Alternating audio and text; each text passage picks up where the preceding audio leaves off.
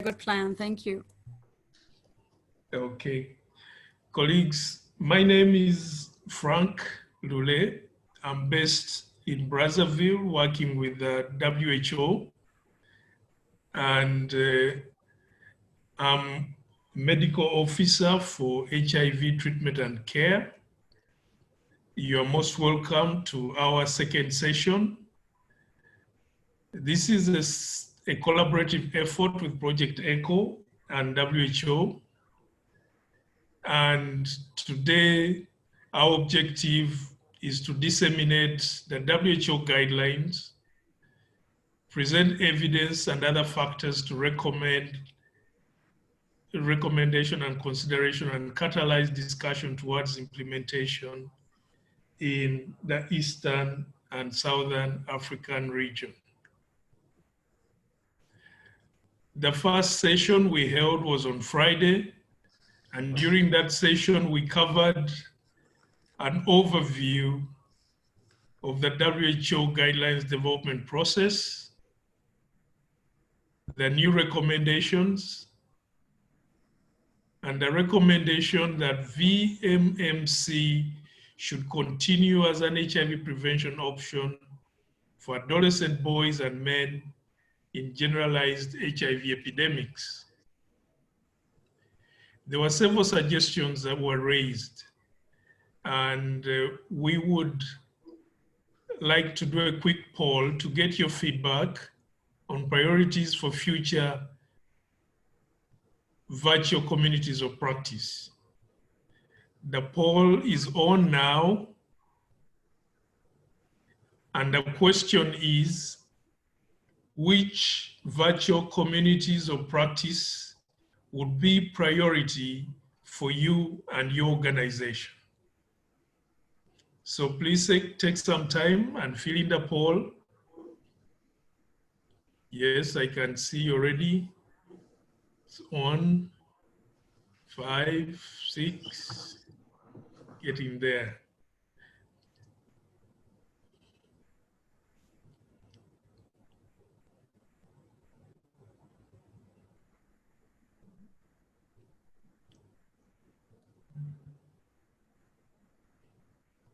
The aim is to get you feedback on what we need to prioritize in the future as we develop our communities of practice on VMMC. Almost half of you have filled it in, and which is good. Please go on.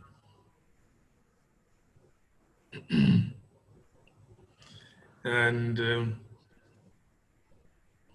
I see one very popular one already: enhancing the capacity and institutionalization for patient safety, monitoring and response. Yes, developing a business case is also popular.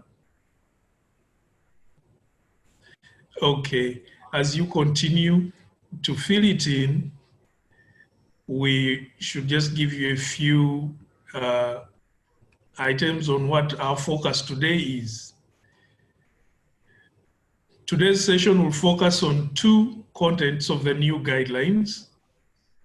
One, considerations on offering VMMC services to younger aged adolescent boys, 10 to 14 years.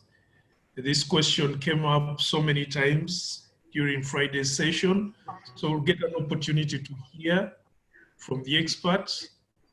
And secondly, the use of WHO pre-qualified male circumcision devices as additional methods of male circumcision in the context of HIV prevention. Before we start, we have some housekeeping rules.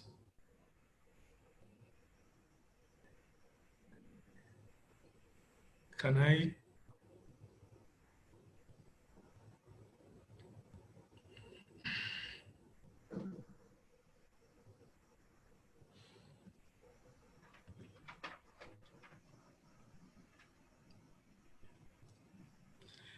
Yes, The key one is we are fortunate to have interpretation today. And you can go at the bottom and see that little button which shows interpretation. We've got Portuguese interpretation today. So you click on that and then tap onto Portuguese. Okay. And we also have a chat session. Please use that if you have any problems, either with hearing us or communicating with anyone or even seeing the slides. Enter your proper name and organization. And please just know that this session is being recorded and it will be shared along with the PowerPoint slides that are going to be presented today. Okay. Finally, to obtain a certificate of attendance, you'll need to fill out a short survey. It will be shared to those who registered. And we will provide a link in the chat to access the survey near the end of the session. It is only available for the next 48 hours only. We recommend that you just go fill it in soon after today's session. Just for you to know that Project ECHO collects registration, participation, questions and answers, chat, comments, and poll responses, which will be shared with WHO Afro. And your data will be kept confidential. This data may be used for reports, maps, communications, surveys, quality assurance, evaluation, research, and to inform new initiatives. So I think we can now go back to the poll, and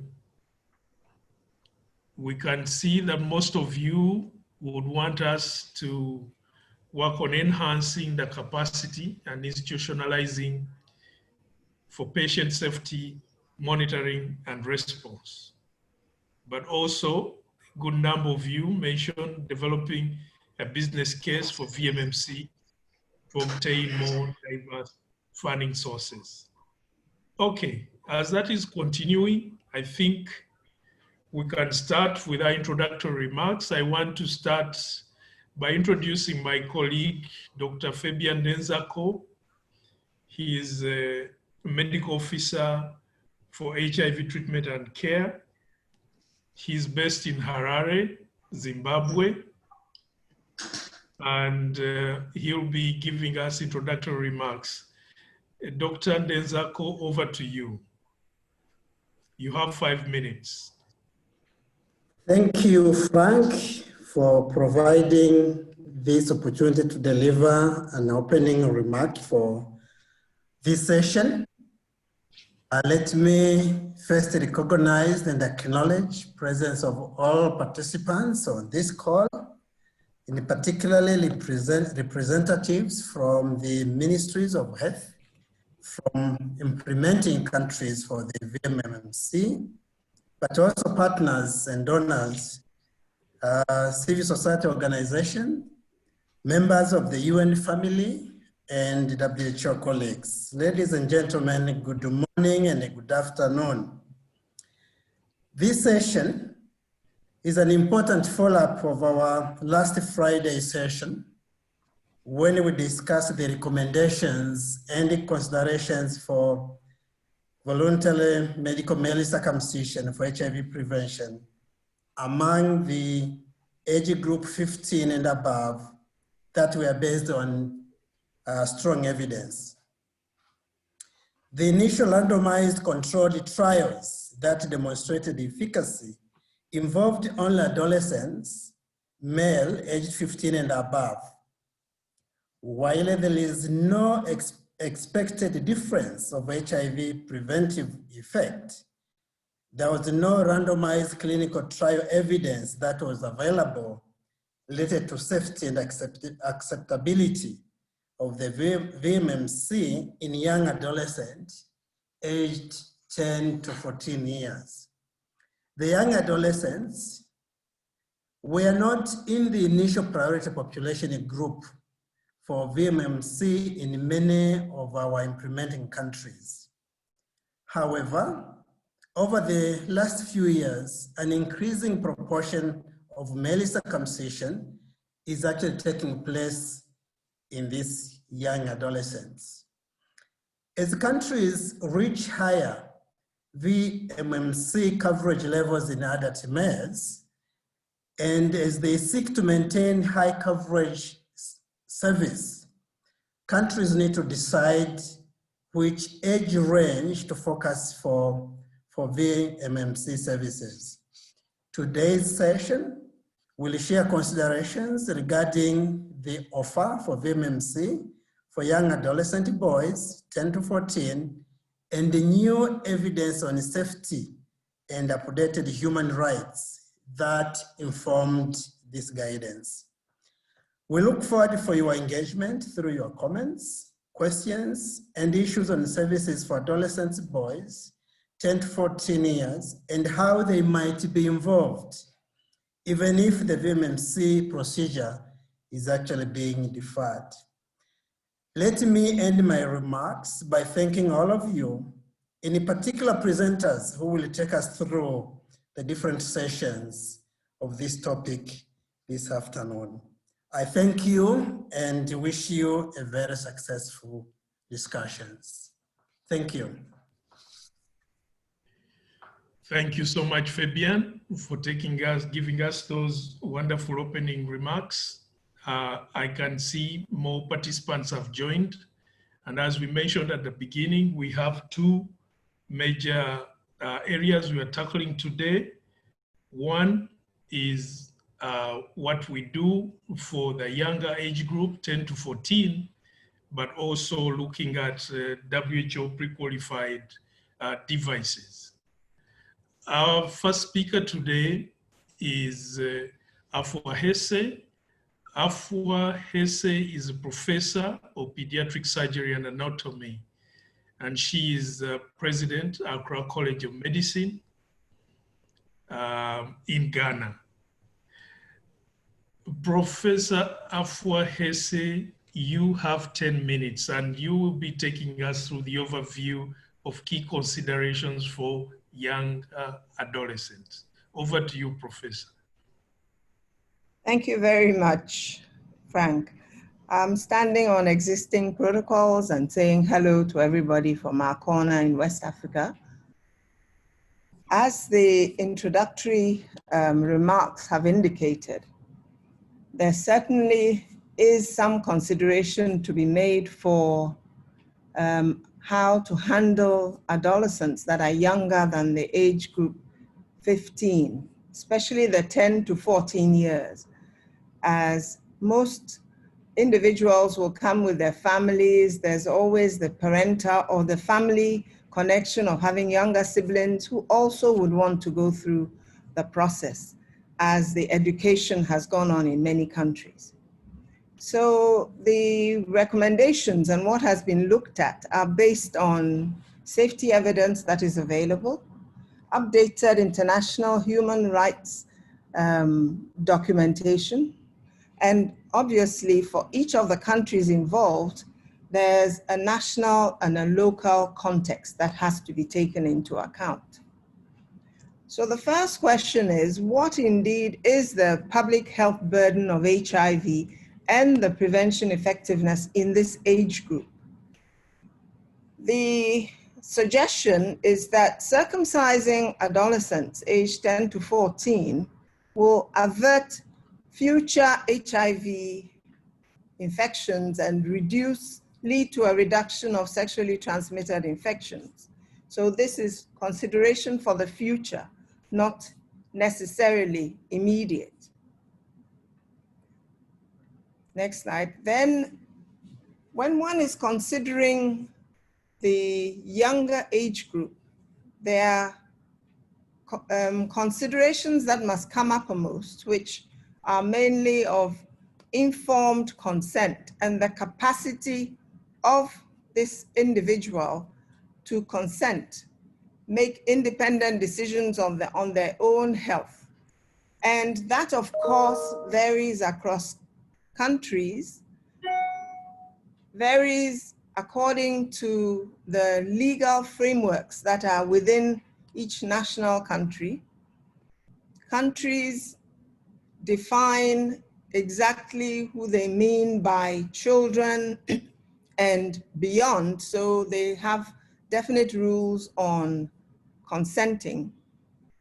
And so, as much as possible, the healthcare providers should seek to defer non-emergency interventions that are often invasive, that are irreversible, that are being considered for these adolescents within the 10 to 14-year age group until the child is sufficiently mature to provide consent as opposed to just assenting.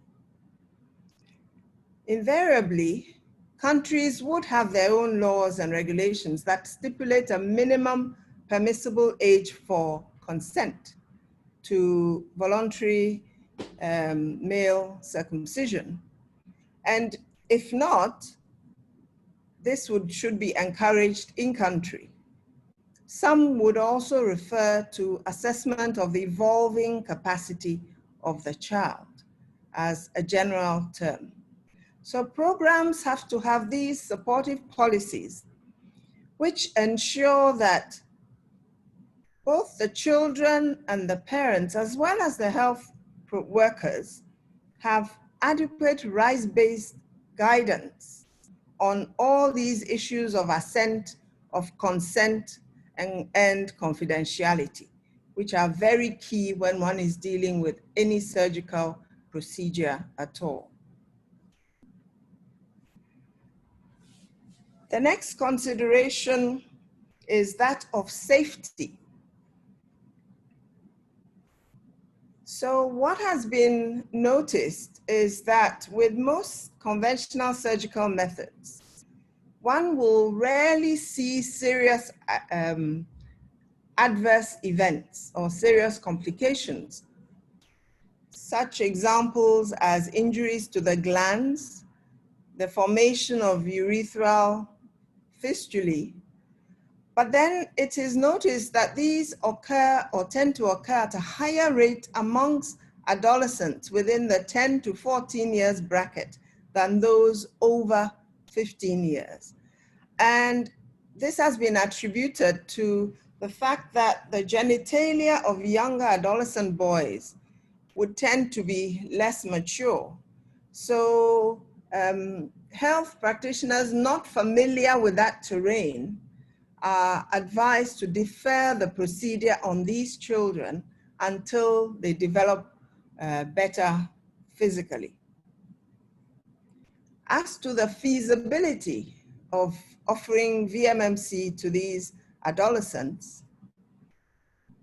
some aspects of the VMMC package and other services could be offered to these younger adolescents, whilst the actual surgical procedure of circumcision could be deferred to a later age because there is an unknown factor regarding the conditions of feasibility.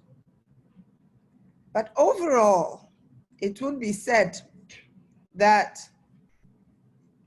the preferences, both by the individual child, the parents, and the community, because community culture, community behavior also has an impact. They should be considered when one is planning such a program within the community area. Thank you very much. I think that concludes my little preface, if I may say, on the key considerations for offering VMMC to adolescents aged 10 to 14. Thank you. Thank you very much, Professor Hesse.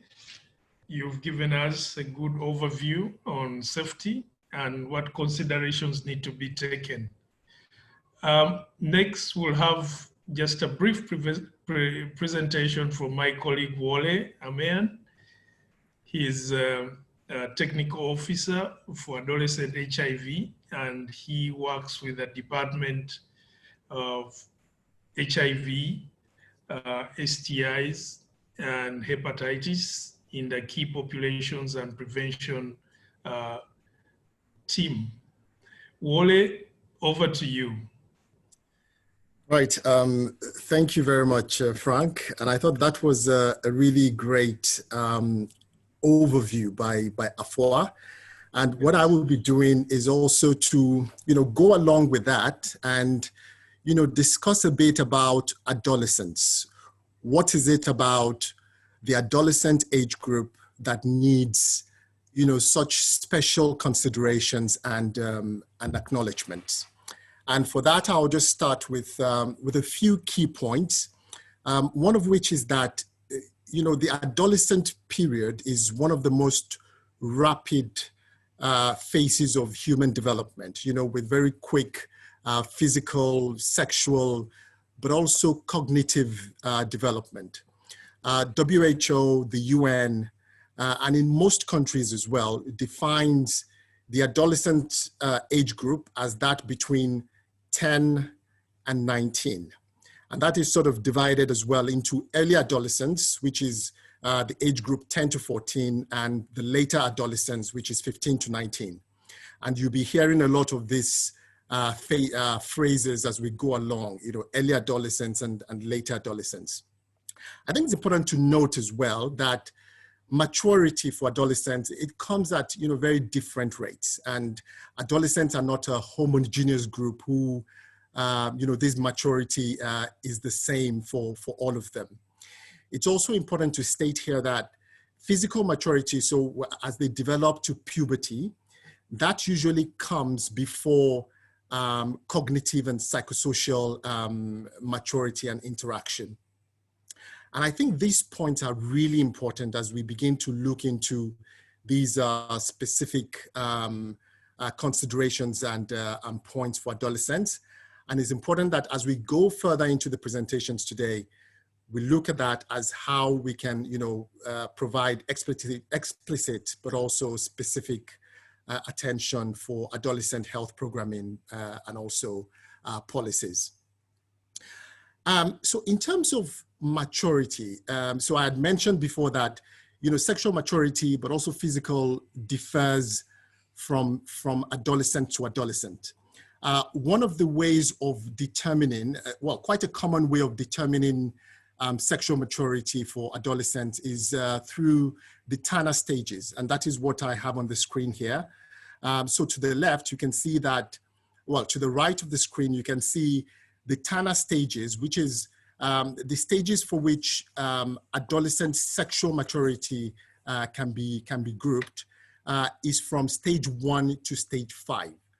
With the first 2 stages, usually pre-adolescent, so pre-adolescent testes and very minimal enlargement of the male organ, and then to stage 3 and stage 4, where you have further enlargement of the penis and also the testes, and finally on stage 5, where there is the final the development to adult size penis. Now, ideally, this sort of staging and classification can be used to assess the safety of adolescents to access VMMC. However, there are just 2 points that are related to that makes this just a little bit cumbersome. The first is that the Tanner staging and the information that comes with it is not routinely collected in countries, but also the sort of information that is collected using the Tanner stages is quite subjective. And therefore, age is usually used as a proxy for understanding that sexual maturity and physical maturity.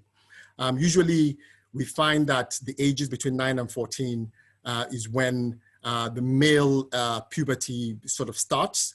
And 3 years after that, between 13 to 17 is when they reach full sexual and physical maturity. So I'll just have my last slide on eligibility, and this is quite important as well, and it was touched a bit by Afua. So eligibility or ineligibility can be affected by certain physical characteristics, and we know of the presence of normal physiological phimosis and adhesions amongst younger. It's more common amongst the younger adolescents. There is not a lot of evidence on outcomes of these physical and physiological characteristics or on the age at which they resolve. But I'll just point here as I round up to a study in Tanzania. This was done in 2013, which showed that 80% of the adolescents that were studied in this study in Tanzania, 80% of them between 10 to 13 were at TANA stage 1. So this is the pre-adolescent smaller testes and penile growth that I mentioned. There was quite a bit of variability between 14 and 15, 14 and 18, but more than 50% of them were above TANA stage 3, and those above 19 and above were at full adult penis. All of this is just to say that the sort of maturity, the physical, but also sexual maturity, all of which we need to consider as we offer or as we defer VMMC for younger adolescents, we need to have this certain considerations, and the provision of VMMC for quite a larger number of younger adolescents based on what I've just presented might need to be delayed until they are more physically developed. So I'll just stop here and hand over back to Frank. Thanks. Thank you very much, Wole. As you're presenting, I could see so many comments, questions coming into the chat group. I just want to tell the participants that we will have a chance to have a Q&A session, and maybe many of these will be responded to. Our next speaker will be presenting safety among younger adolescents, and this will be done by Dr. Todd Lucas. Todd is a medical officer with the U.S. Centers for Disease Control and Prevention. He will give us also just a brief presentation, 10 minutes. Todd, over to you. Hey, thank you very much. So hello, everyone. Thanks for the opportunity to briefly discuss safety of VMMC in younger adolescents. So to begin with, it's important to note that although there are extensive programmatic safety data for VMMC, evidence that systematically age disaggregated is limited, particularly among boys aged 10 to 14 years who, as we've just heard, are in diverse stages of puberty. A not yet published systematic review on the safety of conventional surgical male circumcision methods identified 6 publications with safety information specific to adolescent males that were age disaggregated in sufficient detail. But even among these studies, age groupings were diverse, and only 2 presented data specific to the younger adolescent age group of 10 to 14 years. Aside from this review, a couple other data sources provided additional details. These included PEPFAR's Notifiable Adverse Event Reporting System, which collects information on certain serious AEs, and some ad hoc adverse event reports made to WHO. Next slide. So a little more on the systematic review looking at moderate and severe AEs in adolescent clients. So this included 6 very low quality studies with a lot of variability. Again, with only 2 specifically including the 10 to 14-year-old age group with sufficient detail. So the first, a cohort study from Zimbabwe, compared clients in the age groups of 10 to 14 years, 15 to 19 years, and 20 years and older. So it reported those groups had similar overall moderate and severe AE rates, but it did show a difference with infection adverse events where 10 to 14-year-olds had a 2 to 3-fold higher risk. In this study, circumcisions were performed primarily by the dorsal slit and forceps guided methods, although in a small number, the elastic collar compression device was used. So the second study from Kenya reported a lower risk of moderate and severe AEs in 13 to 17-year-olds, comparing those to those age 18 and above. But this study didn't include the younger of those young adolescents, the 10, 11, and 12-year-olds. Next slide. So the PEPFAR Notifiable Adverse Event Reporting System, or NAERS, is a passive reporting system for certain severe AEs called notifiable AEs or NAEs, which started in 2015. So first, when we consider all NAEs, an analysis of data from 2015 through June of 2018 showed that the prevalence was significantly higher in 10 to 14-year-olds compared to those age 15 and above, with a prevalence ratio of 1.6. This analysis also showed infection NAEs were most common in both age groups, with a similar prevalence per VMMC volume. So next, we'll look at just glands injury cases reported to NAERS from 2015 through 2018. So a little background on glands injuries. During 2010 to 2014, glands injuries were reported primarily during the use of the forceps guided technique in young adolescents. In response to this, WHO and PEPFAR advised against the use of this technique in boys under age 15 and in those over age 15 with immature genitalia. So most countries implemented this policy, which led to dorsal slit being used as the primary circumcision method in this age group. However, from 2015 to 2018, there were still 36 glands injuries reported in NAERS, although this rate did decrease over time. The majority of these cases were partial or complete glands amputations. All of these glands injuries occurred in clients under 15 years old, and all the amputations among 10 to 14-year-olds occurred with use of the forceps guided technique. Next slide. So again, using NAERS, another analysis was done looking just at urethral fistulas. From 2015 to 2019, 41 fistula adverse events were reported, and 40 of the 41, or 98%, were reported in clients under age 15 with a median age of 11 years. So the distribution of fistula cases by age can be seen in the graph on the right. Occurrence of a fistula is significantly associated with this younger adolescent age group compared to those age 15 and up, with an odds ratio of 51. Among cases of serious rare AEs reported to WHO, many of which are likely the same as reported to PEPFAR, between 2015 and 2019, 37 cases of urethral fistula were reported from 9 countries, with all but 2 of those clients between the ages of 6 and 15 years. So what we see in the orange box at the bottom is that the relative risk of certain serious AEs is greater in these younger adolescents than in those age 15 and above. There's likely underreporting, so it's not possible to provide precise risk estimates without more age disaggregated data. Next slide. So finally, to touch on tetanus risk, among all VMMC associated tetanus cases reported to WHO, 21% occurred in 10 to 14-year-olds. So this is over a time period when that age group, the 10 to 14-year-olds, represented 46% of procedures.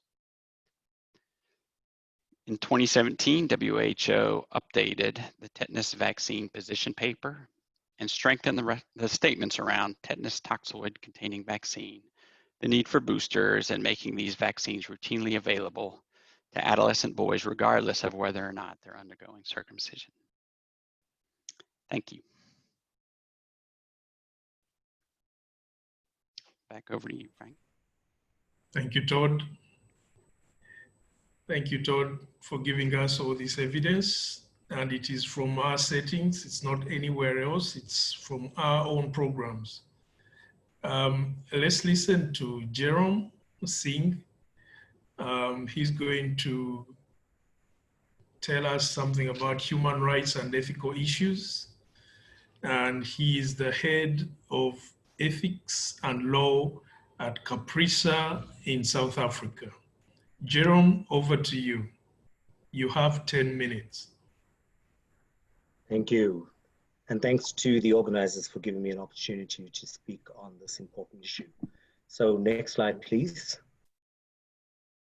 So when we looked at this issue in the context of adolescents 10 to 14 years of age, we had to, of course, consider both the field of ethics and the field of human rights.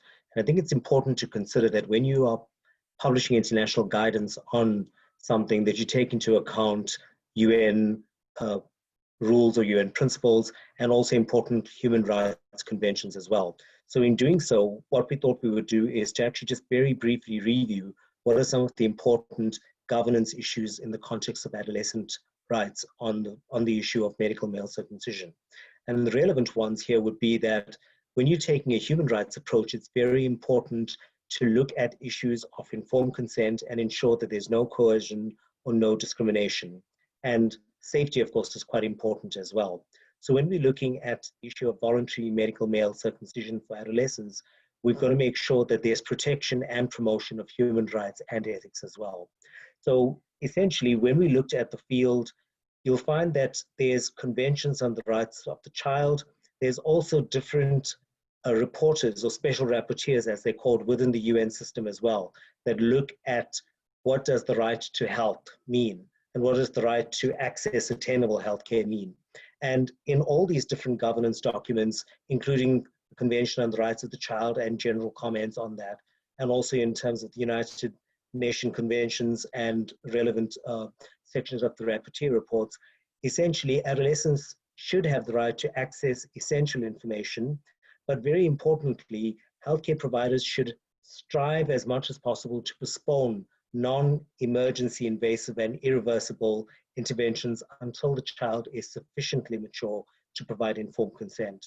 This is something that was in fact reiterated in 2009 by the Special Rapporteur in a report to the United Nations General Assembly.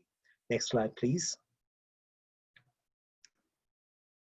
So in taking these different issues into account in formulating what the WHO's guidance should be, we also looked at different issues that the WHO has published as well, including on sexual health, human rights, and the law.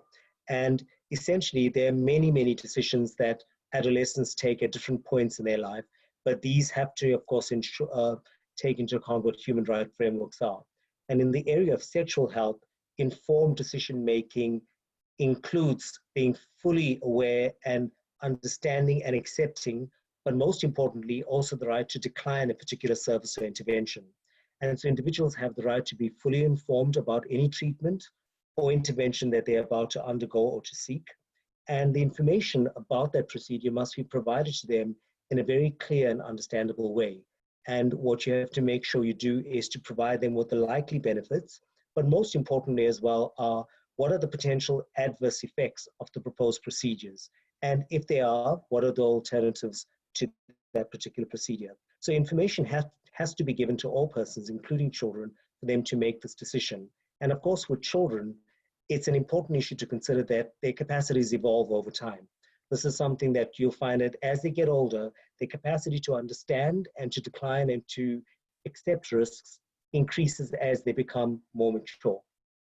Next slide, please.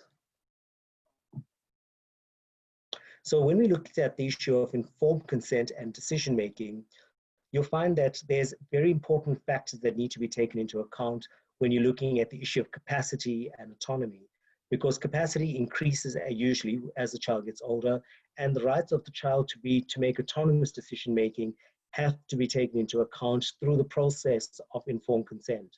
And as we know, informed consent is both a notion, but it's also a law and a legal principle in many countries. And in some settings, there's been a difference between informed consent and assent. And usually you'll find that the general principle is that if you're old enough and your legal system allows you to give informed consent, that is a separate process that's governed by the notion of informed consent. But where the country does not have a notion of informed consent, or anybody below that age group, they will have to give assent. And assent is usually regarded as the affirmation to say yes or no to something. And so you'll find that in many settings, adolescents who are not able to provide autonomous informed consent may have the right to, in fact, provide assent or even dissent, which means that they don't want to go ahead with the procedure. So as a general guide, informed consent should be sought from the child when the child is deemed mature enough to make that decision. And that decision, of course, has to be an informed decision. And usually adolescents who are older than 15 years of age are able to give informed consent, while the general rule is that younger adolescents, their ability to give informed consent should be assessed on a case-by-case basis. Because as we know, we get some adolescents who are under the age of 15 who are quite mature, and alternatively, we get other adolescents who are not. So this is why we always say that above age 15, you can generally assume that the child has got the right to give informed consent, but on a younger child or adolescent below the age of 15, this has to be on a case-by-case basis. Next slide, please. So in looking at this issue of informed consent and adolescence, I think it's very important to note that informed consent has 4 elements. And you've got to look at this in the context of an adolescent between the age of 10 and 14. The first important element is disclosure. So of course, before a person makes a decision about something, they have to be provided with relevant information about that procedure or intervention. And this must include information about its risks and its benefits. And the disclosure should include informing the subject or the person who's about to undergo the procedure of their confidentiality or privacy rights or any limitations to that. And of course, the health workers' disclosure obligations. So for example, what we mean here is that if there's, for example, something that the healthcare worker picks up, the child is being abused, confidentiality and privacy don't apply. They are obliged by law to report certain things. So in the disclosure of your procedure, you've got to inform them about all these different elements and take into account that they have these rights. The second element is the element of understanding. So it's not just simply enough to tell somebody about what the potential risks and benefits are. They've got to be able to appreciate and understand the information that's provided to them. And so you find that there are certain things that can compromise how somebody understands something. So for example, if somebody is very young, they may lack education, or they may lack literacy skills, they may lack the capacity to understand, or if they even have a very severe mental or physical illness, it may impact on their comprehension. But this element of understanding is quite important to take into account when you're looking at adolescents between the age of 10 and 14. The next element is voluntariness. It's not just simply enough to give an adolescent or any person information. It's not enough that they just must understand it. They must actually have the ability to say, yes, I want to go ahead with it. And we call this notion voluntariness. So you'll find that they must actually give permission to go ahead with a particular procedure. And it should be free of coercion. They should not be afraid of the implications of saying no to something. If they are afraid of saying no and they go ahead with the procedure, or vice versa, if they don't want to go ahead with the procedure, then we basically say that they may be subject to coercion. And this could actually compromise the voluntariness element. The last element when we're looking at informed consent is capacity. And so you'll find that the subject must possess decision-making abilities to give permission. So when they're saying yes or no, they must actually have the capacity, and decisional capacity or competence is determined by the ability of that person to understand material information, in other words, important information, and to appreciate the situation and its consequences, to consider what the alternatives and the options are, and then to communicate what they would like to. So these are the 4 elements of informed consent that have to be taken into account with all individuals. And of course, we have to look at this in the context of children as well. And I think it's always important to understand that children do have a right to say yes or no. And it's not something that you only get as an adult. And even young adolescents also have a right to say yes or no to something or to a medical procedure. Next slide. So when we're looking at the issue of giving informed consent, we also have to look into equity, and equity looks at issues of fairness. And so you'll find that it's not just about declining or saying yes to procedure. All adolescent boys should have a fair opportunity to assess voluntary medical male circumcision services, and no one should be denied or discouraged from exercising their right to access services, and including vulnerable boys who may, for example, be street children or those in child-headed households. So I think it's very important to take these different issues into account when you're looking at the notion of equity, is that it's not just about adolescents saying no to procedure, but also if they want to have a right to say yes to procedure, especially older adolescents above the age of 15, they should not be denied or discouraged from exercising that right based on social circumstances like poverty or lack of a home. And so WHO's recommendations on adolescent sexual and reproductive health and rights, you'll find that states have obligations under human rights law to provide HIV prevention and care to adolescents. And they have this in terms of the rights of the Convention of the Child and also in terms of certain United Nations General Assembly resolutions. So I think that's my slides for my section, and I think I'll end there. Thank you for your time. Thank you. Thank you so much, Jerome. You've given us a broader picture on what to look at, not just the data, but add the evidence with human rights issues. I've learned what consent and assent mean. I think this is really brilliant. Now, the next two presenters will really be now looking at what actually happens, or what do we want to happen at country level. There are also other considerations. For example, what are people's values and preferences? Are these issues acceptable? And we have Mabel Mwemba. She's the Chief Adolescent Health Officer with the Ministry of Health in Zambia, who will introduce to us other factors that we need to consider in view of public health impact, values, and preferences. Over to you, Mabel.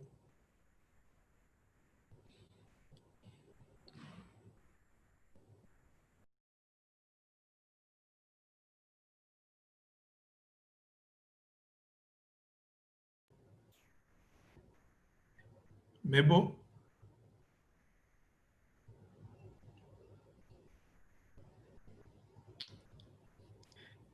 Could you please unmute, Mabel? Final, I'm unmuted. Good morning, good afternoon, everyone.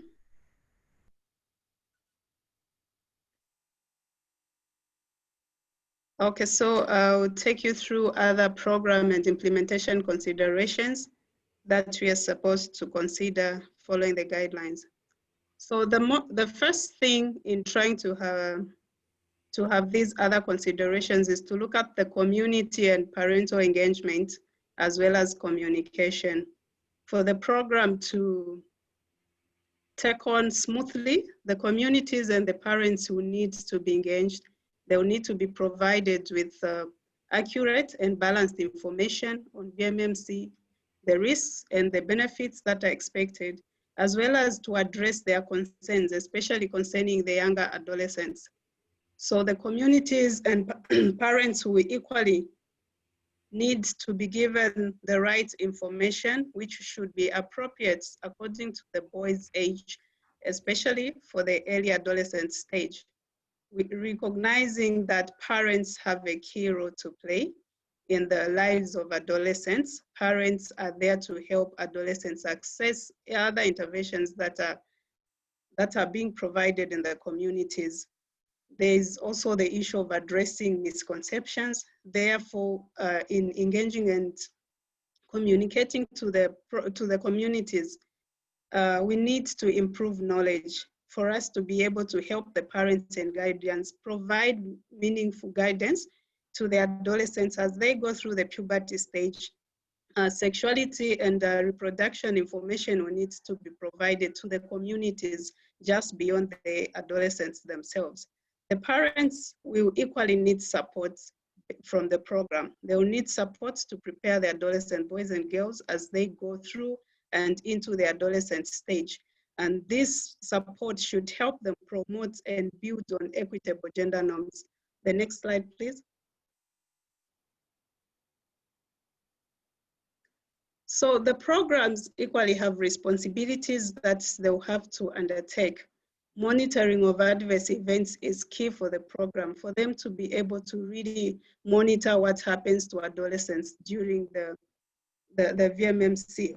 And this will help us reduce the risk and clarify any other concerns and maybe misconceptions that could be there surrounding VMMC on adolescent boys. We will need data, and this data will help the program to plan better. The programs will need to take approaches that are data-driven, and this data will equally help to address and improve the issues of quality. So the program will equally have to take into consideration that appropriate services are provided to adolescents and young people. And these young people have to be fully engaged, and they have to take full participation in the services that are being provided to them. The program will equally have to ensure that healthcare workers and adolescent clients are provided with a good environment, with an appropriate environment that will help them ensure that issues of consent and assent are solicited in a good manner that is informing the adolescents as well as their parents. Next slide, please.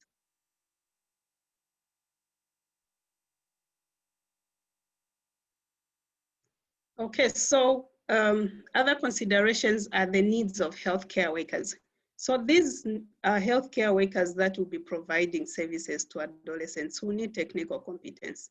They'll need the competences to understand the issues of human rights as well as the ethical issues that have been discussed in the previous discussion, to ensure that adolescents' rights are secured, to ensure that adolescents are well informed, they are provided with the right privacy and the confidentiality that they need, and to ensure that non-judgmental and non-discriminatory attitudes are given to the adolescents.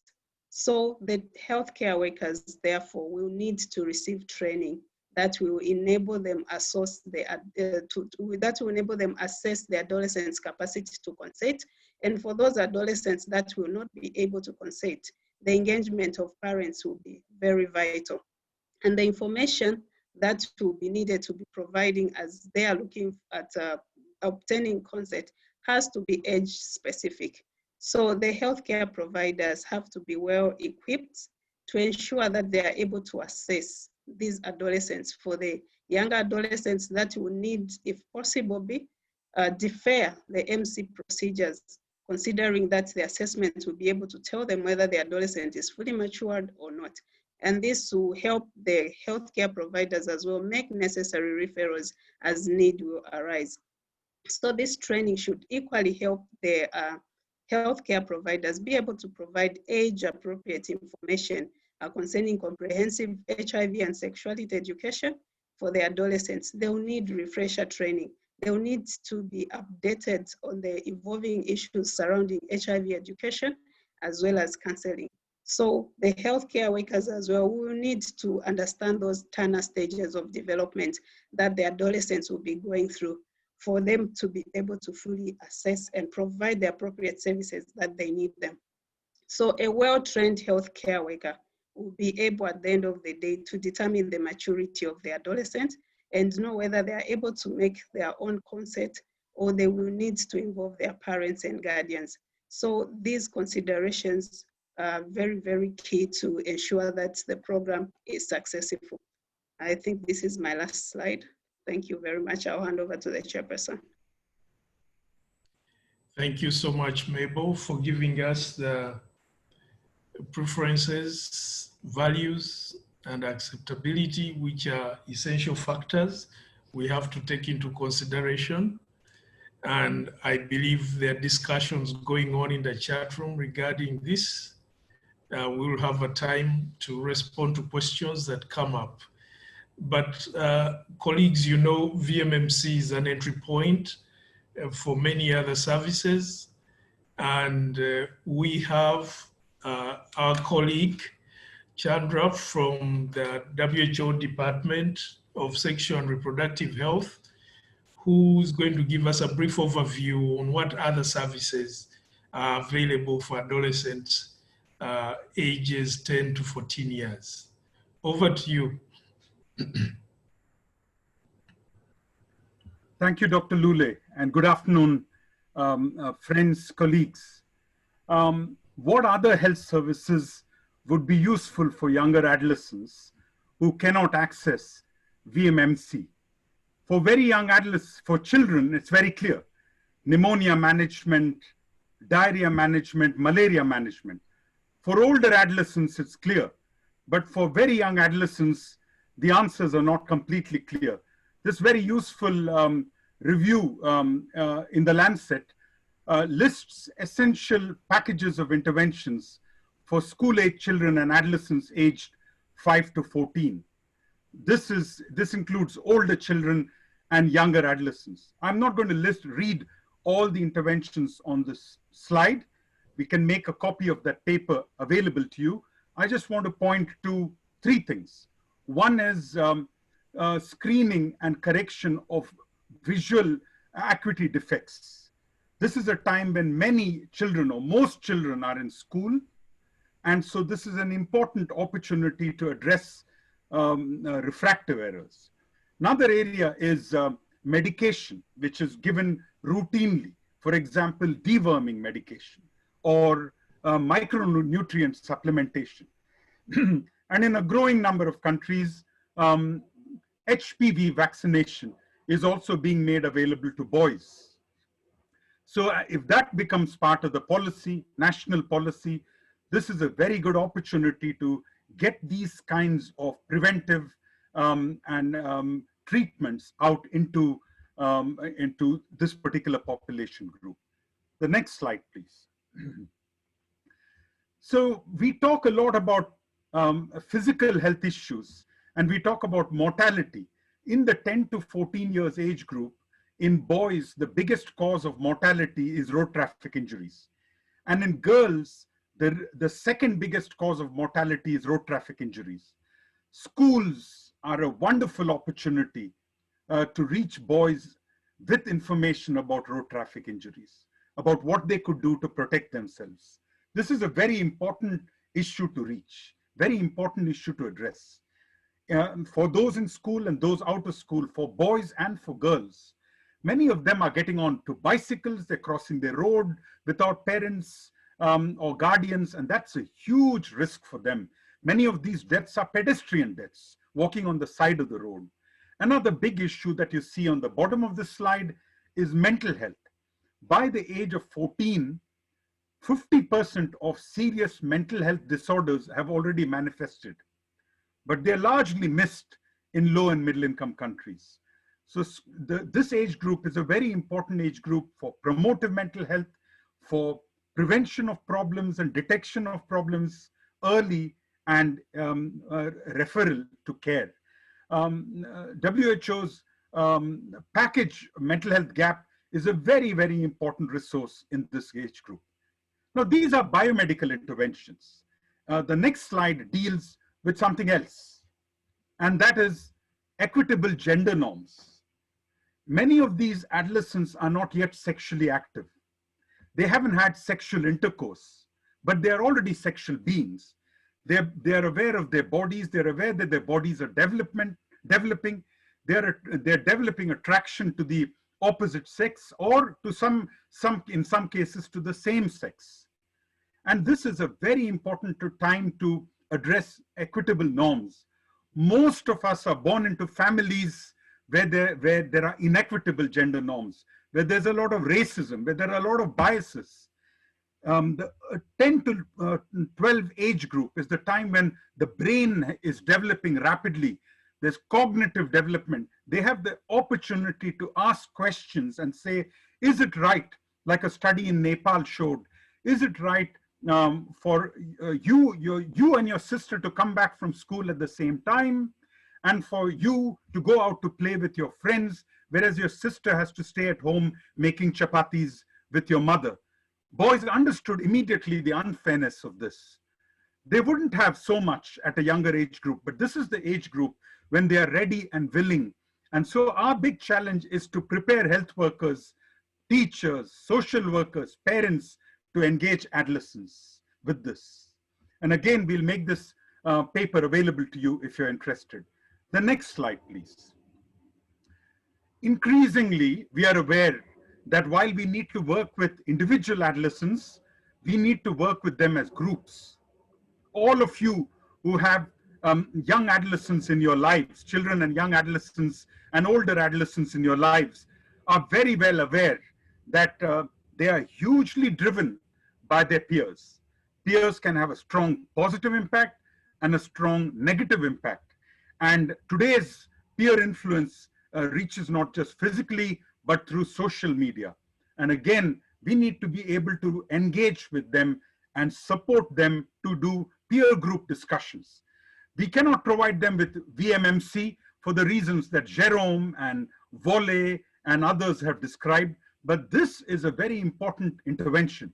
Getting them together in a group, asking them to think through things, challenging them to consider norms in the community.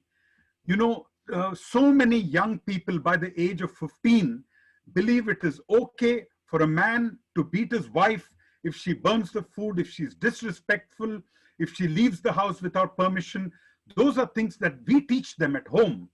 But this is a great opportunity to unlearn some of the biases that they learn in our homes. So there's an enormous amount of work that can be done. The last slide, please. And the last slide is, we need to learn how to do these things better. We need to learn how to work with parents and other community members to make services acceptable to young people. There's often no connection with health services. They're in the under 5 age group, and once you're pregnant or once you've had a road traffic injury, nothing in between. We need to find ways to make it acceptable. We need to find ways to make health systems attractive and responsive to very young adolescents. We need to improve the competencies and performance of health workers. My sister Mabel Muimba talked about training. Increasingly, what we are saying is, don't spend a lot of money on one-off training. 80% of budgets are spent in training. In many countries now, we are developing alternatives to off-site 5-day one-off training programs. There are other effective approaches to build performance of health workers, which we can talk to. That's the big challenge. And Jerome Singh talked about ethical considerations in research.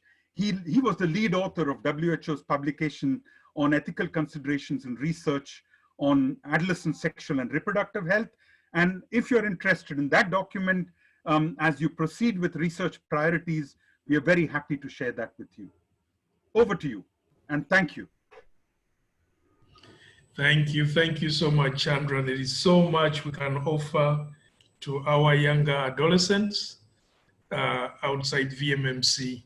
So please don't just send them away. There is so much. And what I saw is that we as providers also have to build our capacity to be able to respond to their needs. Colleagues, we are coming to the end of the first part of our session, and we would like to have a chance of discussion. There are many questions that have come through the chat, and I'll give this to Katie to go through what has come in the chat, and if there is anybody else raising a question, you can put up your hand and we'll be able to respond to that. Over to you, Katie. Thank you, Frank, and good afternoon and good morning, everyone. My name is Katie Laube, and I'm a Senior Technical Advisor at TeleECHO and assisting the group with the Q&A today. There's been a lot of lively discussion on this topic.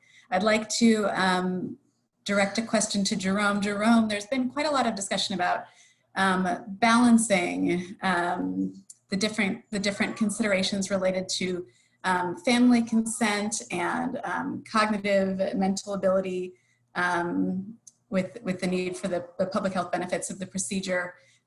Could you speak to who exactly has the competence to assess the ability of a younger adolescent to give consent?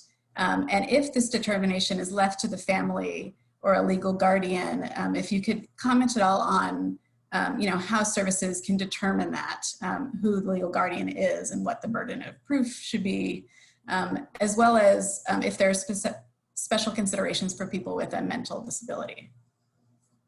Sure, that's a huge, big question, but I'll try to take a stab at it. Sure. I think there's important differences to take into account here. One is that we've got different notions of consent, and we've got cultural and social, and there are lots of different countries where it's a social convention for adults or for certain people above a certain age group to have certain rights, and certain people below a certain age group not to have rights.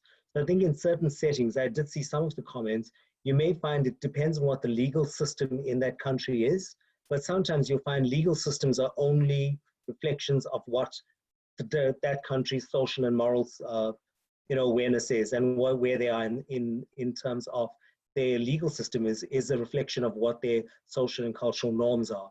So you'll find that some countries may have higher autonomous ages of informed consent. In some settings, you'll find decision-making is communal or familial, and it's not just an individual person who gives informed consent.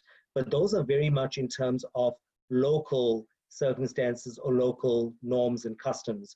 When you're looking at international law, which is what we're focusing on here, because you're going to have 100 different settings with 100 different types of laws.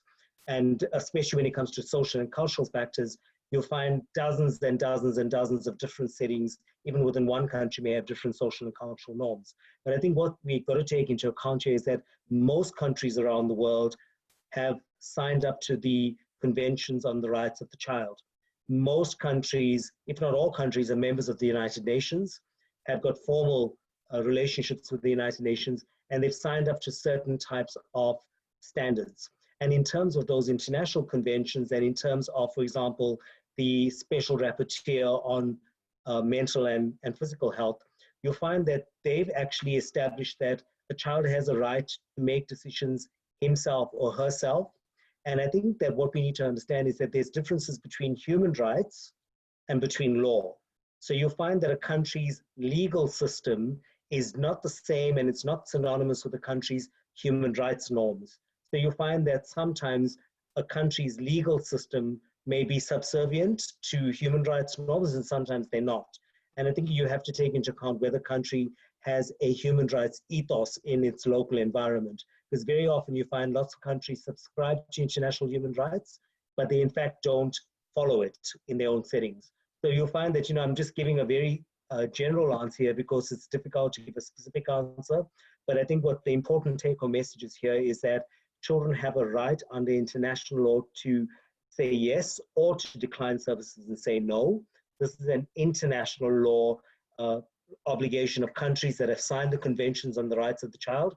Whether that is actually accepted socially and culturally in a setting is a separate issue, and whether a country's local or domestic legal system follows the international law that government has signed up to is another issue altogether. But you'll find very often there's dissonance between what a country has agreed to at international level and what's actually happening on the ground. And that's why you find many people are actually unaware that their countries have signed up to an internationally, legally binding international agreement that says that children have got rights, and they have a right to say yes and a right to say no. And they often point to social and cultural factors in their country, but they are very often unaware that the country has actually committed to following international norms.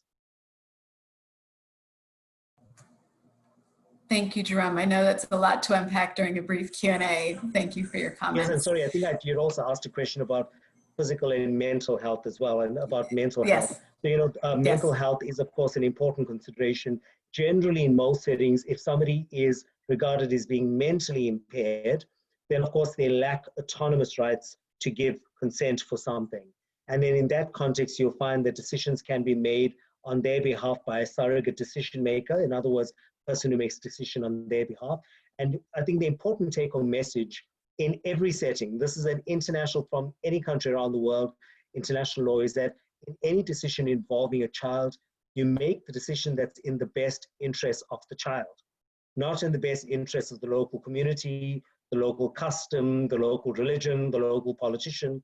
you make a decision that's in the best interest of the child or of a child. So, that's what you do usually, even with impaired children as well. If a procedure is not in the best interest of an impaired child, then of course you don't perform that procedure on that child. If it's regarded as being in the best interest of the child, there are many different factors. And you had also asked a question, which I'll try very briefly to answer, which is whose opinion do you take into account? I can pass on literature to you, but different mental health professionals take very different stances on what is mental capacity and what is capacity. So you find lawyers have a different notion, social workers have a different notion of capacity, psychiatrists have a different notion, and psychologists have a different notion, and all of them are speaking about the same issues. So it depends on which discipline you ask. They all have different notions as to whether a child has capacity to say yes or no. So there's no uniformity amongst different health professionals, nor amongst lawyers about what is capacity and which child has capacity to say yes or no. Except for mentally impaired children, all children theoretically have the right to decline and to say yes, but in terms of what exactly do they have, how do you define their mental capacity to say yes or no, different disciplines take very different positions on that. And I'm happy to pass on literature to people on the different stance of different professions on this issue. Great, thank you, Jerome, and please do. And colleagues, I know that in these settings, we're usually looking for very practical answers that tell us exactly what to do. And in this situation, it may, it's not as simple as just getting an answer from a Q&A and going on about your day. So please do feel free to share additional questions and comments in the chat. And there was already a poll on areas where a community of practice might be able to support further technical discussion, but please do share any feedback that you have on what would be important for you to receive support on in the future. I know we're running low on time. I'll just share one more question for the WHO colleagues, which is about, again, the balance of the public health benefits of VMMC with, this time, physical safety. There's quite a lot of discussion about this. Julie or Wole, I think probably one of you would be best positioned to address this question of how decisions are made when HIV incidence is high already in these younger age groups, in the 15 to 29 age band, for example, and whether we're missing the opportunity to circumcise 10 to 14-year-olds. And then also a question's just come through in the chat about in countries where the older population groups are saturated, whether there's any other factor to consider in terms of what age groups to target, taking this all into account. So Julie or Wole, over to you. So thanks, Katie. I want to go back to the beginning when Afua went through the key considerations. And if you will recall, those considerations need to be considered in balance. And that one of the reasons why a recommendation was not made was because there is limited evidence, but there is evidence about a greater risk of some serious adverse events in this younger age group. There does need to be more data. There are these updated international human rights considerations, which do need to be taken into consideration. And as Jerome said, there are national and local contexts. The national levels have agreed upon, they have agreed to international standards. And there is the public health burden of HIV. And so that balance of, is the incidence and the prevalence increased already in the 15 to 19-year-old group, let's say, as an example, then it would be important to be looking at trying to reach the adolescent boys before they're sexually active, perhaps slightly before 15 years of age. But all of these factors need to be looked at in balance. And there needs to be some ongoing monitoring of the safety and the human rights considerations. going forward in order to continue to inform programs of where they should be steering in their age groups. So I don't think that there's not one simple answer. This is complex, and it's likely going to require discussions in countries by pulling together the right set of stakeholders, and perhaps with some support from outside, in order to discuss through these issues and to help inform what would be the best policy in a country. So I think I'll stop there, because our other speakers went into a fair amount of detail, and beyond that, we need to go into an even greater amount of detailed discussion. And so I'm not sure that we will be able to do that today. That may be another area that you would like to request, that there are further sessions that would be held in order to dig into these issues more deeply. Thank you. Thank you, Julie. And I recognize with the time, I think those were the main themes that have come up in our Q&A. So we're probably ready to move forward, but acknowledge that the chat is still going, and that there may be an opportunity for us all to keep discussing this as we progress through if we are still having a break through that, and then into the next session. So thank you, everybody. Okay, colleagues, let's just have 5 minutes, and then when we get back, we'll tackle the second session on the devices.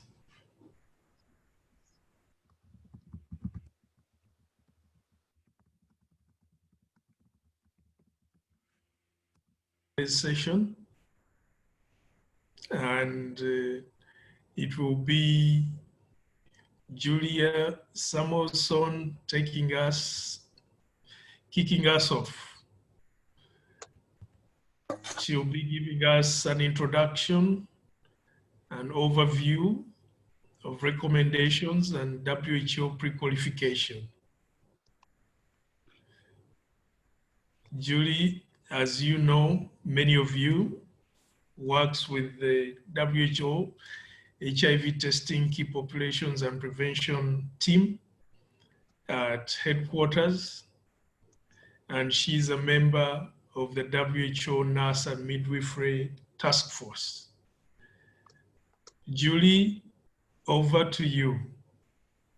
Thank you, Frank, and a pleasure to see everyone online today. Thank you for joining. So we're taking a switch now, and for those who are not familiar with this area, what are male circumcision devices? Well, these are devices that are used in a male circumcision procedure as an alternative to conventional surgical methods. Since 2013, categories of devices have been developed and expanded with the inputs of experts. The categories that are used include in situ devices, which part or all of the device is in contact with the body for at least 24 hours. Several types of in situ devices exist. Within each type, one or more brand-specific products might be available. In situ devices include clamp devices, which has two subcategories: collar clamp devices and vice clamp devices, elastic collar compression, and ligature compression devices. Another category that is new and addressed in this guideline is surgical assist devices. These are used during surgical circumcision and are removed from the body at the end of the procedure.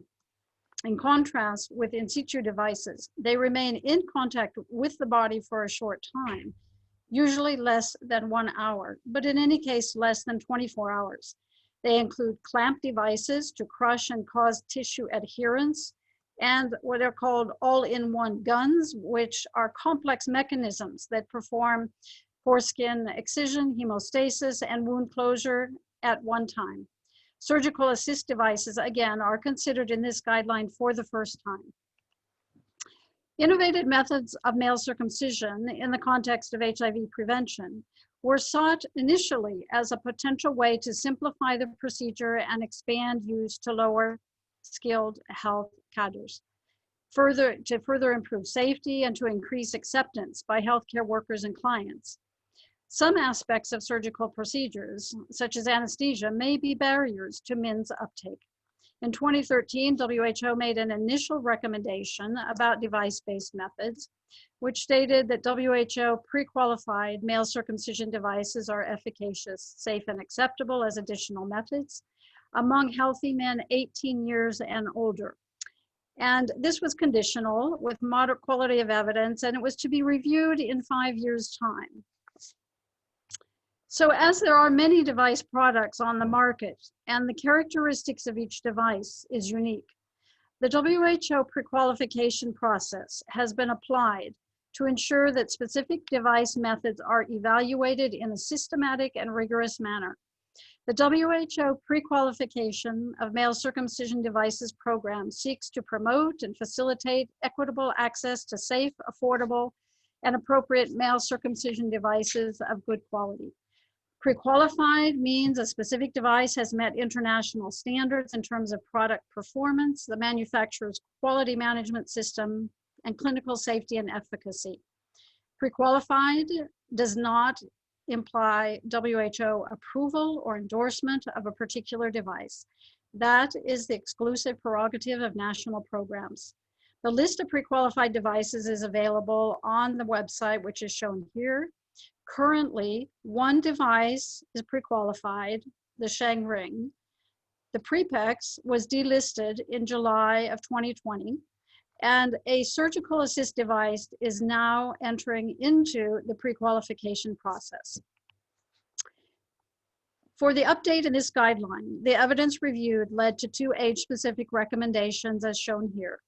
That the use of WHO pre-qualified male circumcision devices is recommended as additional methods of male circumcision in the context of HIV prevention for males 15 years and older. This was given the limited use of device method on a large scale to date, and thus the recommendation is conditional. The evidence was of moderate quality. Regarding use among younger adolescents ages 10 to 14, this must be in keeping with decisions on whether to offer MC to younger adolescents. And of course, these recommendations apply in settings where the devices are used by healthcare workers who are appropriately trained and competent in the use of a specific device and method, and where surgical backup facilities and skills are available as appropriate to the specific device. So that is a brief overview, and I pass back to you, Frank. Thank you.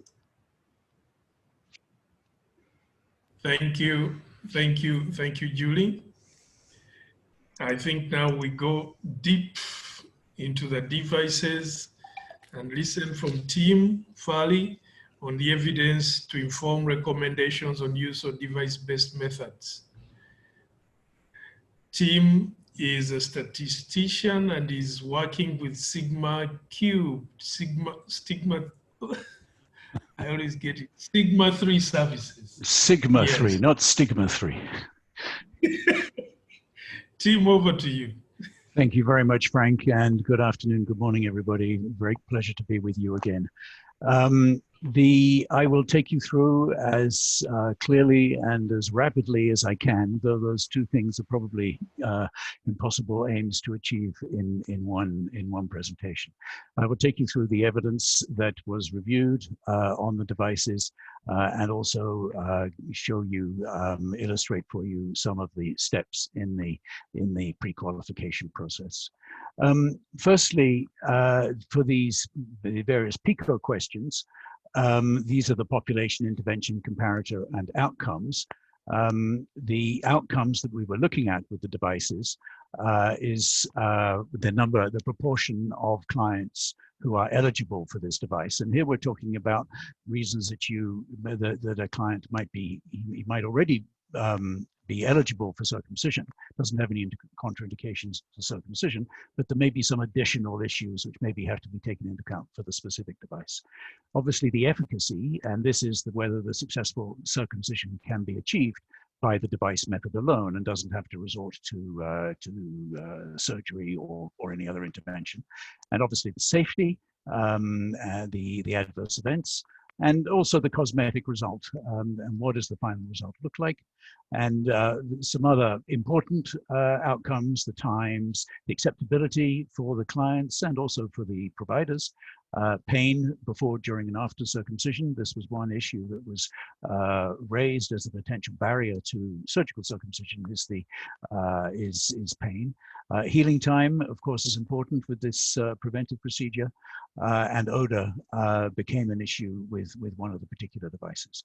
And the guideline development group was only concerned with circumcision devices for which there was sufficient clinical evidence. Julie, the arrow, the mouse is wiggling. Thank you.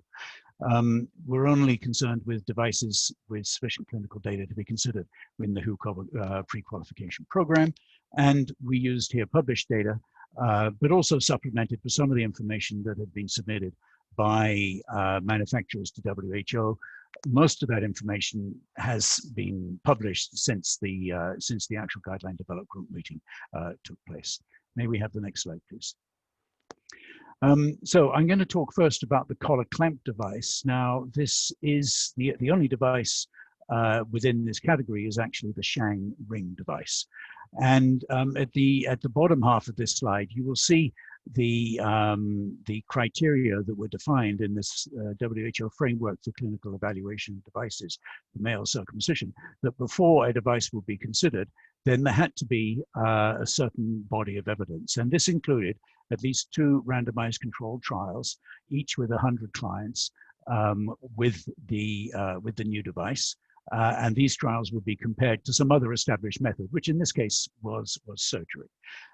And then there should also be at least 2 field studies with at least 500 clients. So this was a studies with only using just the device, but with more types of providers, with a greater range of clients to see how the device would actually perform when used in a more typical setting than a randomized trial.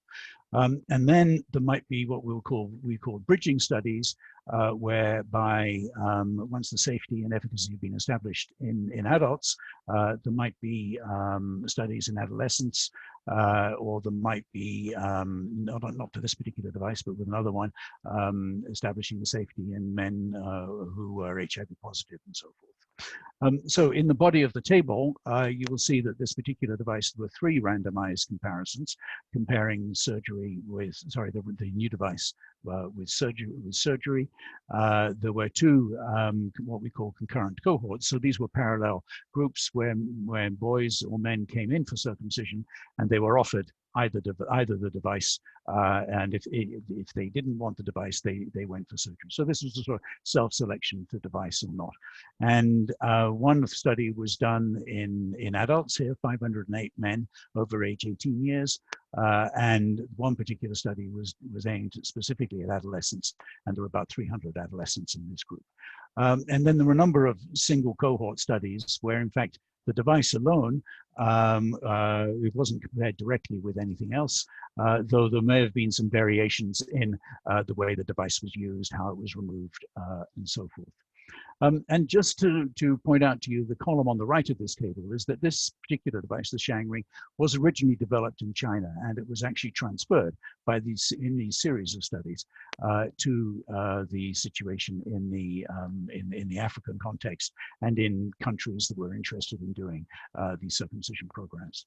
And at the bottom of the table, there was a slightly different way of placing the device called the no-flip technique, which I will come to later. And this was specifically aimed, well, not aimed exclusively, but primarily aimed at younger clients. So in fact, there's a greater proportion of clients who are under 18 years of age in these no-flip studies. Notice the summary at the bottom is that most of this information is in men over 18 years. There's very much less information in adolescents, which is why Julie showed you a slide earlier with the stronger recommendation in adults, but the rather the conditional recommendation in adolescents. May we go to the next slide, Julie, please? So this here summarizes some of the key information about this device. Basically, everybody who was eligible for circumcision was also eligible for this device. And the only reasons that somebody who wanted the device couldn't be circumcised with the device was because they didn't have the right size of device in the clinic at the time. So that's a supply issue. It's nothing against the particular device. There was a very low failure rate, only 3 per 1,000 placements. And these were problems that tended to occur when new providers were being trained or were using the particular device. But once the procedure was well established and the providers were experienced with it, there were very few failures at all. The safety, the severe and the moderate adverse events were about 2.5%, which is fairly similar to the rates that were seen with surgical circumcision in these types of studies. Cosmetic results were most of the clients, 97% of clients reported to be very satisfied with the penile appearance. This is about 6-8 weeks or so after the procedure. This percentage was much higher than with conventional surgery because the sort of scalloped edges with the circumcision sutures were usually still visible after 8 weeks with conventional surgery, but here was actually very good. But one aspect that happens with all these device methods, or at least these ones here, is that healing takes a bit longer. It takes about a week longer than it does with conventional surgery because the healing process is slightly different. Next slide, please. Now, this is the summary of data for the elastic collar compression device, which is probably known better to you all as the Prepex device. And again, this was developed in Africa. There wasn't any body of evidence outside Africa before this device came along. They went through a series of randomized comparisons. In adults, they did some concurrent cohort study, again in adults. There were then, after those studies were completed, there were some single cohort studies that were done, one in adolescents, 402 age under 18 years, and one in fact, HIV positive men was done in Zimbabwe. And then after the initial provisional recommendation, then this device moved out into field studies, into pilot implementation, whereby countries would try and introduce the product into their programs, but under quite tightly supervised conditions and so forth. And there were a large number of studies here, 9 studies altogether, involving about 5,000 clients in total. And again, this was almost predominantly in the adults. And then a number of countries moved into this active surveillance program, where these are bigger programs and much more like usual service provision. And in fact, in Zimbabwe, the program moved ahead with this particular device. And again, there were only 9% of clients who were under age 18 years with this particular device. May we go on to the next slide, please? So this is the outcomes with the elastic collar compression device. There's an issue about eligibility here, because in order to actually place the device, it was important that actually the foreskin could be retracted and the device actually placed under the foreskin. But there were a number of men who had phimosis and/or adhesions that prevented the device being placed. And in fact, the proportion with this, as has been mentioned earlier, was much greater in the younger age groups. And I have a slide coming up for you that will show this in more detail. Not now. Can we go back, please? Thank you. The adverse event rates, again, quite low overall, 2.8%. They were slightly higher in some of the pilot implementation studies. But the most serious type of adverse event were these device displacements and or self-removals, which resulted in bleeding and swelling and required some prompt intervention by an experienced surgeon, and happened overall in about 1 in 150 clients. But one issue that did come up and has been mentioned earlier today was the issue of tetanus. And after WHO was alerted to this, they put in place a system of systematic reporting to WHO of any suspected tetanus cases and any hospitalizations which occurred within 30 days of the procedure. And a review in 2017 showed that there was an incidence of 5 per 100,000 procedures of tetanus cases per 100,000 procedures with the device, and this compared to an incidence of about 0.16 per 100,000 procedures. So there's an incidence ratio of 33 with this particular PrePEX device. And this was part of the work that went on to the tetanus recommendations that were made before. It was recommended that this device should not be used unless a client was documented and known to have adequate protection against tetanus. And this became a bit of a big problem with the device and was extremely difficult for the programs to proceed with this. The manufacturer tried a method which was cutting away the foreskin within about 30 minutes to an hour after device placement. I mean, that turned out to be feasible with the idea of hoping to avoid this vaccination requirement. But there were high slippage and bleeding rates in these first studies, and they hadn't standardized the procedure for how to place this device in a way that was actually safe and effective. And it was very unclear whether, in fact, this new procedure would reduce the tetanus risk with the particular device. And the device has, in fact, since been removed from the market, and as Julie said, has actually been delisted from the WHO pre-qualification program. Just other outcomes: a bit of pain on device removal, very transient. The healing times, again, as with the previous device, about 1 week longer than with surgical circumcision. Final cosmetic result, again, extremely good. May we go forward, Julie? Thank you very much. This here is a summary of the data on the proportion of, by age group, of clients who had phimosis or adhesions, which complicate, either prevented with the elastic collar compression device or prevented use, or which complicated a little bit the use. And you can see that in the youngest age groups, about 40 to 50% of the clients have either adhesions or phimosis, and these adhesions would either have to be broken, or there might actually also be a little dorsal slit to be made before the device could be placed. But in over 16, 17-year-olds, the proportions are down to 10 or 15%, and about 8% of adults actually have problems of this nature. May we go forward to the next slide, please?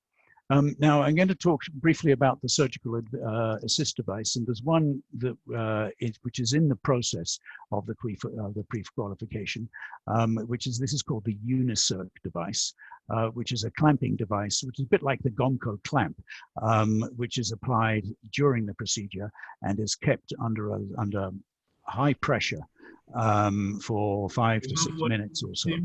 Yes. Yes, Frank? I was just saying you have a minute to go.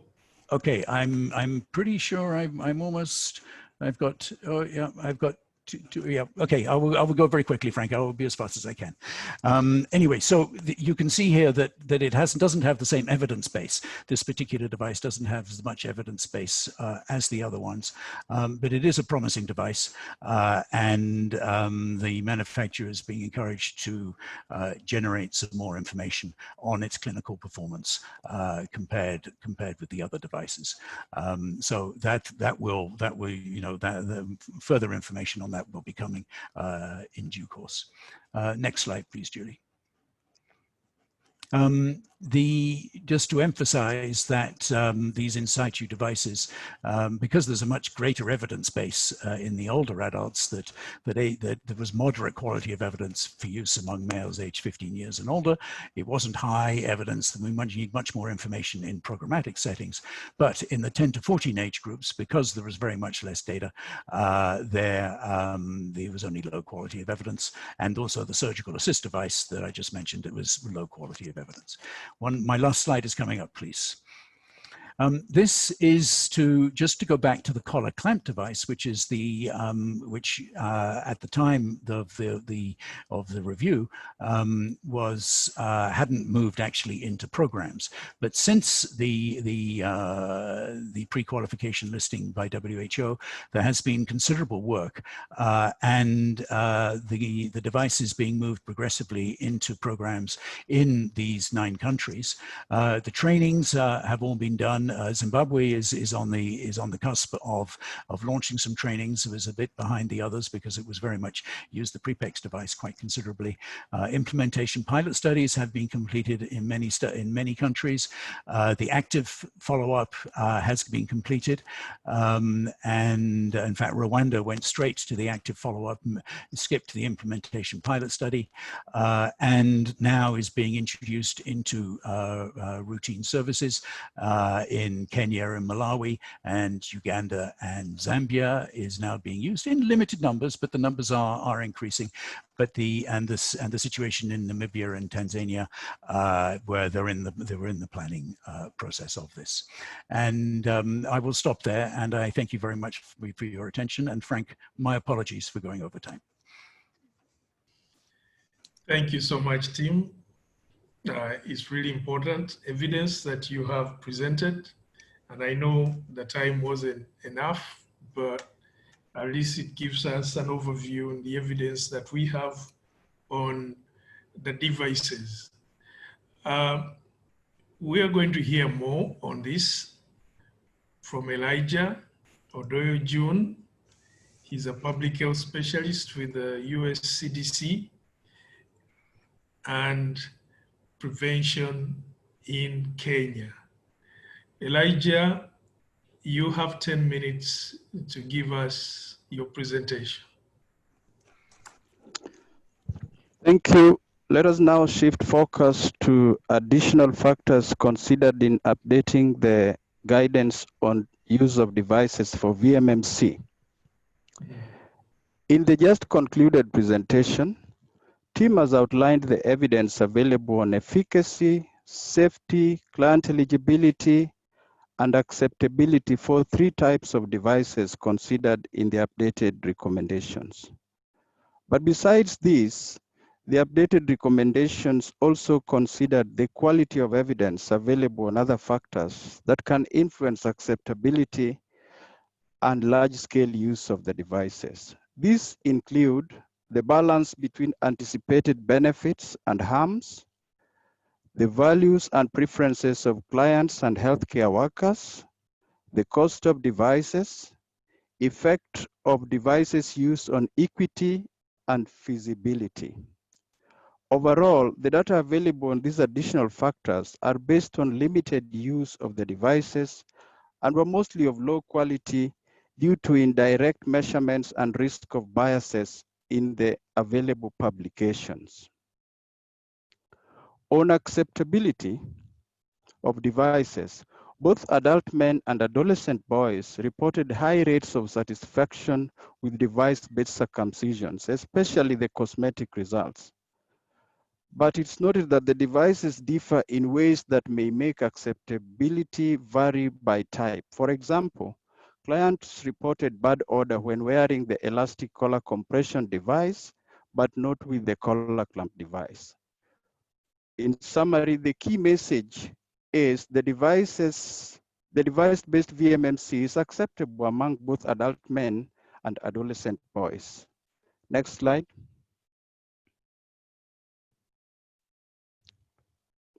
So turning to values and preferences regarding devices.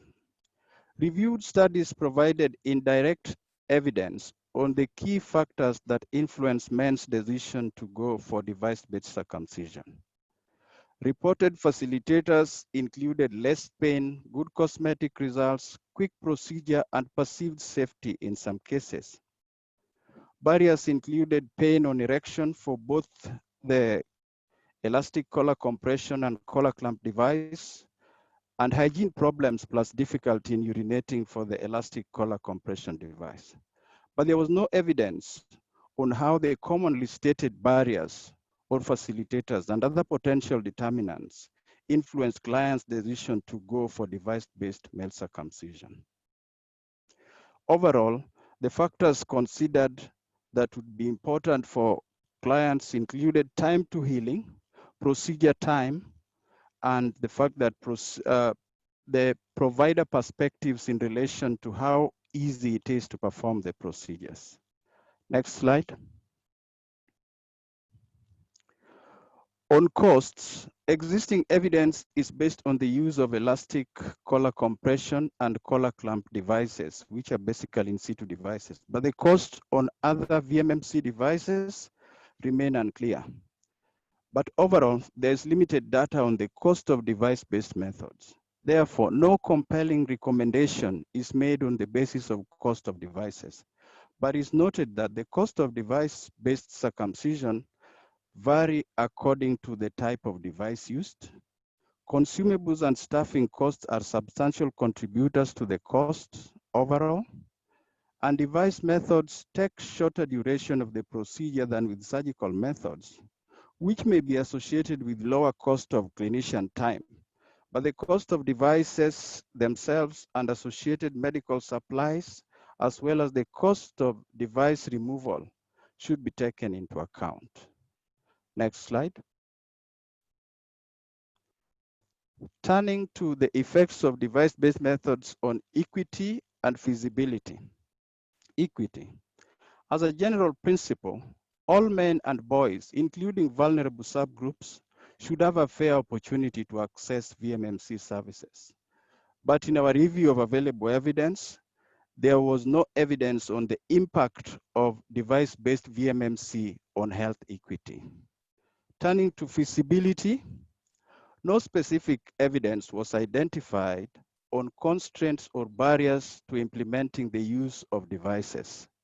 But it's noted that tetanus toxoid containing vaccination requirements with the use of elastic collar compression device may have limited its uptake. To date, available evidence seems to suggest that in the limited settings where the devices have been used, there was no compelling barrier that was noted. However, the numbers were small. Next slide. So on this slide, 7 key points arising from the preceding presentations and this last one on devices are summarized. And the first one is, each circumcision device is unique and WHO prequalification is only provided for specific device products. Number 2, there are differences in client eligibility for circumcision by different device types and conventional surgery, with a larger proportion of younger adolescents being eligible for device methods, with a larger proportion of young adolescents being ineligible for device methods. When device-based circumcision is performed by appropriately trained personnel, they are actually as safe as conventional surgical circumcision, but elastic collar compression device has been associated with a higher risk of tetanus. Healing after circumcision through in situ devices take 1 to 2 weeks longer than conventional surgery, but healing after surgical assist method may be shorter or take the same time as conventional surgery. The fifth observation or key point is device-based methods may have some advantages over conventional surgery, but these have not yet been established based on our data review. E.g., procedure time is shorter, but a second visit is required for removal of the device. Healthcare workers also consider the device method simpler, but its true effect on implementation is not clear. Cost of device methods are similar to conventional surgery, but large-scale rollout may yield efficiencies and cost savings. Finally, scale-up of device-based methods require post-market surveillance to resolve some of the unclear issues pointed out earlier. Thank you so much. That's the end of my presentation. Thank you. Thank you so much, Elijah, especially for summarizing the 7 key points. And thanks again to Tim and Julie, who are the other presenters in this session. We just have a few minutes where we can do two things. One, we have a poll just for you to share with us your experience on use of devices, but also there are very many questions that have been raised, and I saw 1 or 2 hands being raised. We could have a session of discussion. I'll just hand this over to Katie to lead us through this bit. We only have about 10 minutes, I think. Katie, over to you. Thank you very much, Frank. So yes, colleagues, if there are any questions on devices, please feel free to include them in the chat window. We have seen additional conversation going on related to the topics from the first portion of the webinar. I'll actually hand it over to Rachel Bagley at WHO to speak a bit to the discussion that has been coming through the chat on considerations for navigating a potential shift away from serving younger adolescents, especially in relation to our work with traditional leaders and traditionally circumcising communities, and what we might want to keep in mind in that context. Rachel, if you can unmute. Yeah, thank you. Yes, there's been a lot of interesting questions in chat, and I really want to just sort of summarize some of the points. As you can see, from an epidemiological perspective, from a safety perspective, and from issues around consent, the preference is definitely to move towards the older adolescents. However, you know, the benefits of harms and benefits have to be balanced. And I think it's really important, and a couple of you have made points in the chat, that if traditional circumcision is going on in a community in this age group, to not offer an alternative, a safer alternative, could be very detrimental. So I think, you know, it has to be very context specific, and all these balanced. So, you know, WHO is not being draconian and having a strict, you know, this must not be done in this age group type of guidance. It's really looking at the context.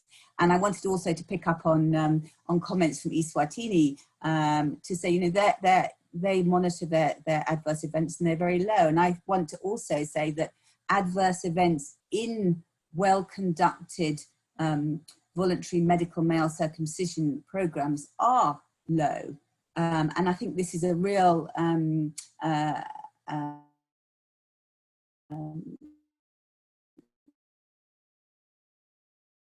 it's a real endorsement of the way that and when they found that adverse events are happening. And I think this is really important, for example, with the tetanus, that was picked up and the responses have been made.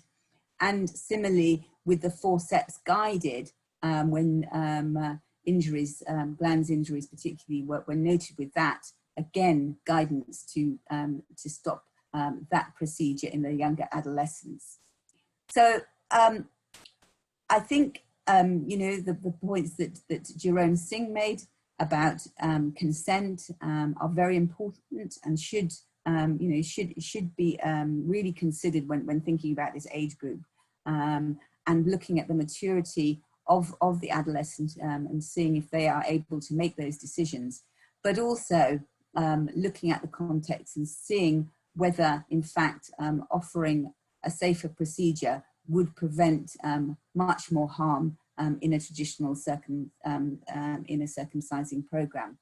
I just wanted to say as well that there are other questions, particular questions that are happening in the chat that we haven't got time to respond to now, but we will collect those and make sure that responses go out to the group. So I think that was really just to sum up on the really important questions around this adolescent group, which has been more of a focus over the past few years.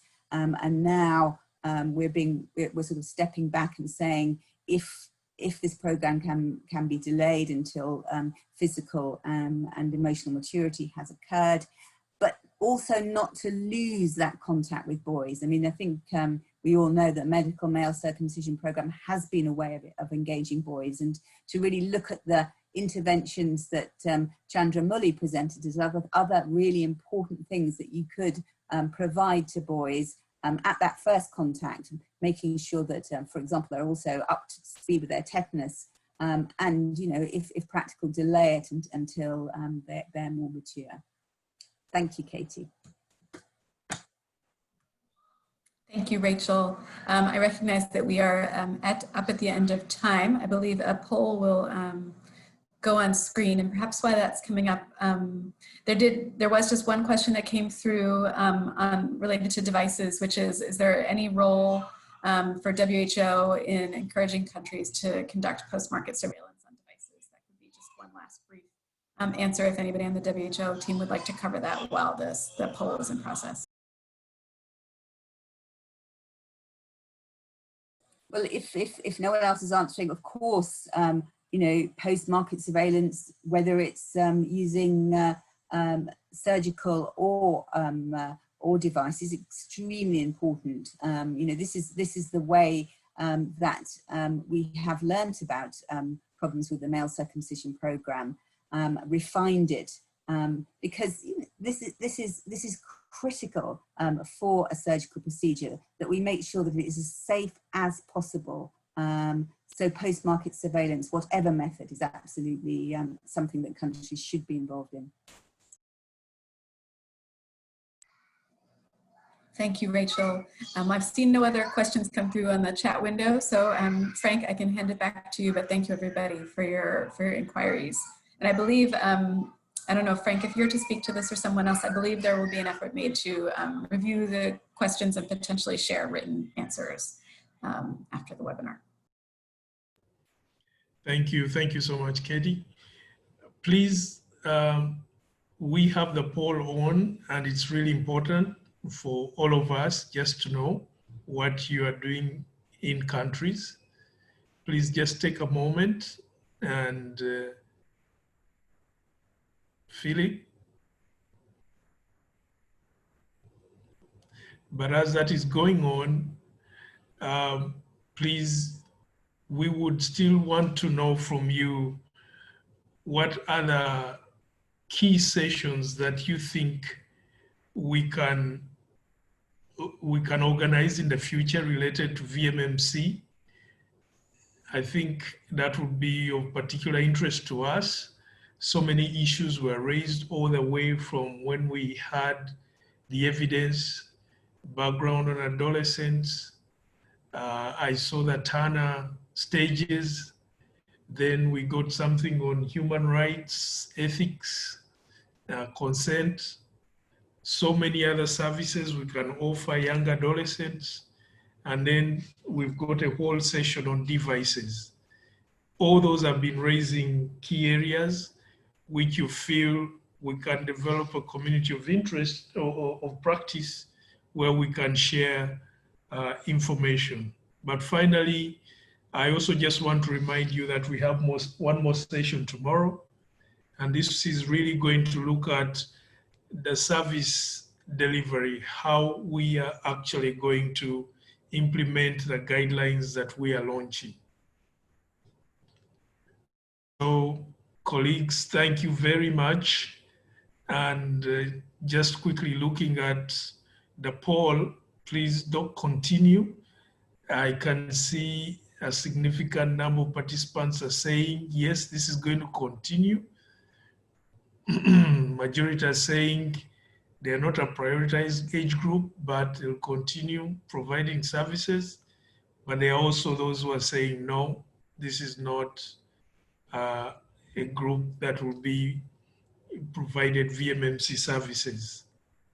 I also see this is significant, 19% saying this is yet to be determined. So I think we need to continue with this conversation just to know how we are going to really implement this. So have a look at this slide and please type in the chat window. Would you like more information on any of the topics covered today? Be specific. And also, would additional technical resources or tools assist you in implementing VMMC to reflect these updates? Please specify. I know it's one thing doing things in 2 hours virtually, it's another actually implementing it at country level. So please use the chat group. It's being recorded. It will be shared with all participants. And don't forget, for the certificate of attendance, a link has also been shared with you. It's only available for 48 hours. And beyond that, it will not be active.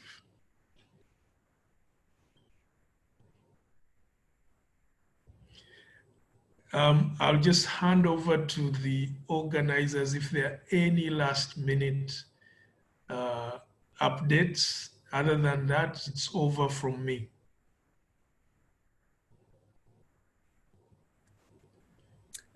Frank, thanks so much. And thanks to all the organizers. I'll just be a quick voice to say thank you to all the presenters and all the participants for their active engagement. And we look forward to you joining tomorrow. And we will continue to engage on these issues, which are very important for your countries.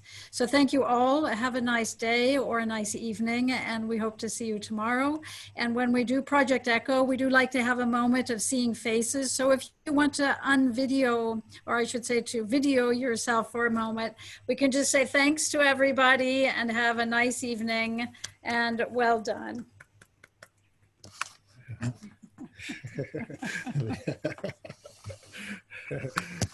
Thank you. Thank you. Bye-bye. Thank you, everybody. Bye. Thanks, everyone. Take care.